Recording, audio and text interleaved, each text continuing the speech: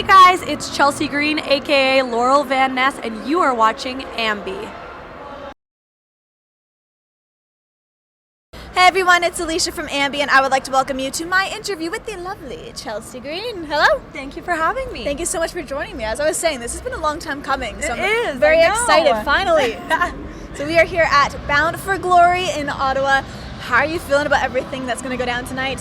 I am so excited. I feel like the atmosphere, we've kind of stepped it up a notch tonight. Everyone's ready to go. Like, let's just get started. That's how I feel. Let's get started. You just shared this super inspiring photograph about how you had this dream, you finally got to fulfill it, and now you're living it every single day. So is that just super gratifying for you? It is, and it's one of those things where, like, you don't want to be like, haha, I told you so, but haha, I told you so to the people that laughed at me. Yeah. Like, and that's why I like to post things like that and not put that negative spin on it, but I like to post it and just say like, hey, you know, it was only 3 years ago I was in this, you know, this place as a fan, and now look where I am. Look what you could do if, you know, you trained and put your heart and soul into something. Have you had some of those doubters come back to you and be like, hey Chelsea, how have you been? Like, have you seen some of them almost try to like slip back into your life? Surprisingly not yet, but I feel, you know, I feel it's like getting there, yeah. But since this journey started for you 3 years ago, when did you realize that this was the dream, that wrestling was the thing you wanted to go after? I think the moment that I stepped in the ring in Lance Storm's Storm Wrestling Academy for the very first time, I stepped in the ring. That was the first time I had ever seen a ring up close or been around wrestling. The minute I stepped in the ring, I knew. Like, I totally knew. I went home. I told my sister, this is it. Like, I have to be a wrestler. I love this. I know that you just made the PWI 50, number 26, so congratulations. Thank you. That's massive. It's funny because a lot of people say, oh, it's silly, it's just a list, it's a fake list. It's a huge list in this industry. It's huge, and on top of that, it's really nice to be recognized for something that I'm working so hard at. Whether it's fake or not, I'm getting recognized on a national level, so I couldn't be happier about that. And you mentioned how you created this entire Laurel Van Ness character, and obviously we know that Laurel can be pretty manic at times, a little bit crazy. I mean, I'm really loving the makeup as of right now. I know, right? I talk like I'm normal and I forget that you're dressed like that. I look like this, so thank you for acting like I'm totally normal right now. You're very welcome.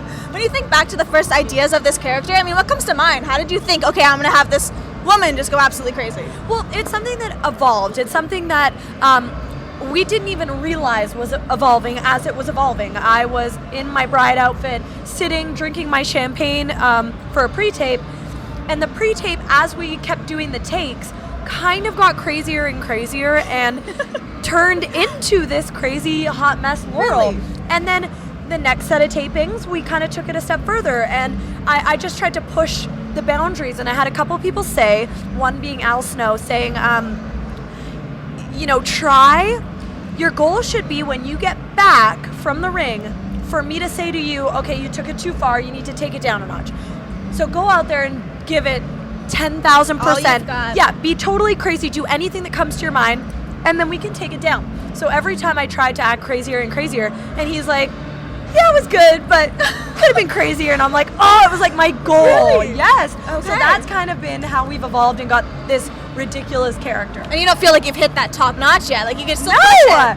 Because every time I do something that I think is so crazy, the fans love it. And I'm like, you know, I might think, oh, maybe that was too hokey, or maybe I went too far, and then they love it, and I'm like, it doesn't come off that way, and I think that's the beauty of the character. Like, I never watch this and think, this is a little too much. Like, I don't know if it's maybe inside of you there is, like, a little bit of that I was going to ask, is there like a bit of that, when I or? drink wine, boyfriend makes fun of me that he always says, like, you are Laurel. You pretend you're not Laurel, but you are Laurel.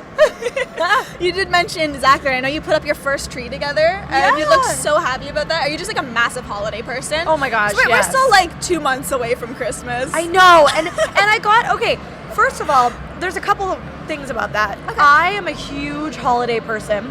My sister always listened to Christmas music like November 1st with me, and so when Zack told me that he was a huge Christmas person, we're like, oh my god, November 1st, we have to do it. Aww. And then also on top of that, we don't necessarily get to spend as much time together. You're so on the road all the time. Right, so this week he's in Europe, I'm here, so it's nice to set up the tree and have a little bit of time together to enjoy it, because realistically, we might only get 3 weeks together with the trio.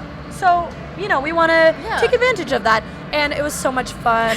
We had our Starbucks and our Christmas decorations, and we watched Christmas music and movies, and I loved it. It seems like you're always playing music around your house, though, like whether it's Christmas music or just stuff in general. So who are some of those people you have been digging lately?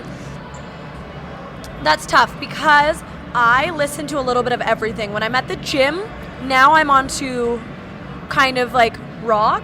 Okay. And then also, I really like rap. Which, me too. Yeah, it gets you fired up, right? Yes, I love like some good rap. But I'm more, I think like my go-to playlist is always 2008 hip hop. Okay. Like around that 2008 time, so good. Yeah. And like even before then, maybe 2000 to 2008, it's like Chingy and Nelly and like all that old stuff. All that the like 50 club Cent. stuff that you would hear, and it comes on, you feel nostalgic and get in Yes, it. 100%. That's like my playlist, my go-to playlist all the time. Now it seems like you really like freaking people out once in a while, like a good scare, a good prank, especially with the use like the hashtags with Zack before, the Zack scare. So Daily scare. Exactly. Is that something that you've always done, just pulled pranks on people? That is something that my sister and I always do to each other. And then when I moved in, my sister, myself, and my best friend Carson, she always used to do that as well. So we kind of, so right now she's living with another girl and she always does it on social media. My sister always does it to me and I always do it to her. So now I've started to do it to Matt at home and it gets such a good reaction. But he did it to me the other day and I have to say, he got me back like tenfold. I dropped to the floor. I was so terrified. So yeah, I got what was coming. Do you also do that in the locker room to people, or do they just know you so well they're kind of like looking over their shoulder? No, and I don't do it only because you never know how someone's gonna react. So That's if you know them, they can't kill you. If you don't, you never know what's gonna happen. I can only imagine, especially in makeup, you run up to them and you just pull something. Right? Like you never know, you might get hit. For all of the fans watching, do you have any makeup tips for them? Because it's looking quite nice right now. Well, I would say more is better.